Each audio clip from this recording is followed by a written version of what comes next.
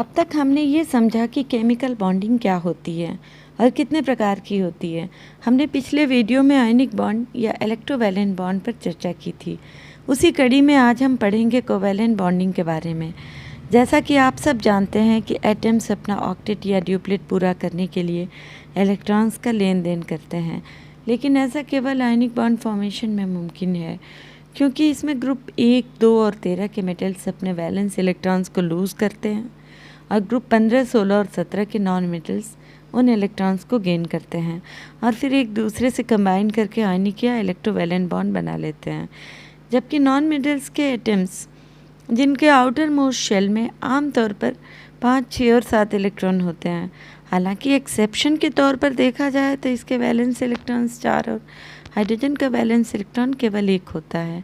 इसलिए जब कभी भी एक नॉन मेटल दूसरे नॉन मेटल से जुड़कर एक कंपाउंड बनाता है तो यहाँ पर इलेक्ट्रॉन्स का ट्रांसफ़र मुमकिन ही नहीं है, क्योंकि इसमें ज़्यादा एनर्जी होती है और ये अपने इलेक्ट्रॉन्स को कहीं जाने ही नहीं देता।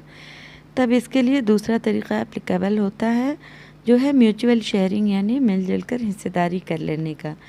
यानी एक नॉन मेटल का एटम जितने इलेक्ट्रॉन का सहयोग करेगा बॉन्ड बनाने में, दूसरे नॉन मेटल का एटम भी उतने ही इलेक्ट्रॉन का सहयोग या साझा करेगा। यानी ये पूरी तरह से साझेदारी का बॉन्ड होता है। इस तरह के बॉन्ड फॉर्मेशन को कोवैलेंट बॉन्डिंग या मॉलिक्यूलर बॉन्डिंग कहा जाता है। The molecules formed through the covalent bonding are known as covalent molecules, and the compounds formed through the covalent bonding are known as covalent compounds. When the two atoms combine by mutual sharing of one or more pair of electrons and forms a bond, such formed bonds are known as covalent bonds, and the process is covalent bonding.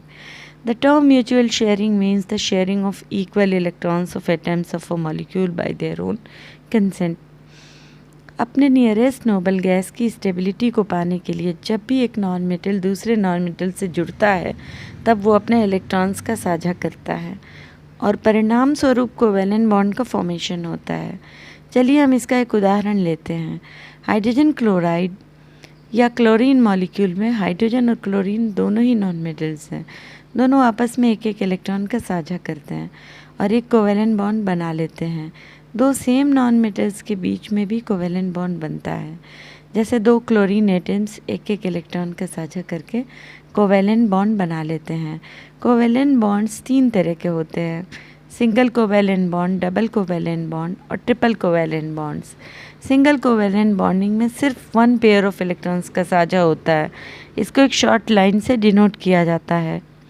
इसके उदाहरण carbon tetrachloride, methane, ammonia, hydrogen, chlorine, hydrogen chloride और water molecule etcetera हैं। ठीक इसी तरह से double bond में 2 pair of electrons का साझा होता है।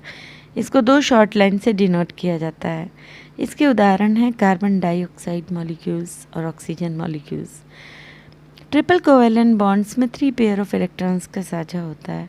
इसको 3 शॉर्ट लाइन से डिनोट किया जाता है। इसका एग्जाम्पल है नाइट्रोजन मॉलिक्यूल। कुछ मॉलिक्यूल्स में सिंगल बॉन्ड, डबल बॉन्ड और ट्रिपल बॉन्ड तीनों का फॉर्मेशन होता है। जैसे इथीन मॉलिक्यूल में एक डबल बॉन्ड और 4 सिंगल बॉन्ड का फॉर्मेशन हुआ है। इसका एक और एग्जाम्पल है इथाइन, जिसमें एक ट्रिपल कोवैलेंट बॉन्ड और 2 सिंगल कोवैलेंट बॉन्ड्स बने हैं।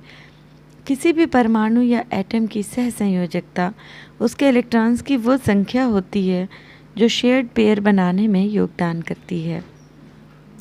एग्जाम्पल के तौर पर हाइड्रोजन की कोवैलेंसी 1, ऑक्सीजन की 2, नाइट्रोजन की 3 और कार्बन की 4 होगी। It means the number of electrons of an atom taking part in the shared pair formation is it's covalency. उम्मीद है आप आज के इस वीडियो से कोवैलेंट बॉन्डिंग के कॉन्सेप्ट को पकड़ पाएंगे। इसके बाद मैं इसी से संबंधित कुछ और टर्म्स के वीडियो ज़रूर बनाऊंगी। प्लीज़ मेरे चैनल को सब्सक्राइब करके बेल बटन को ज़रूर दबा दीजिएगा, ताकि मेरी वीडियोस आपके पास तुरंत पहुंच सकें। वैसे भी बोर्ड एग्ज़ाम्स नज़दीक हैं, सो ध्यान लगा कर पढ़िए। Good bye.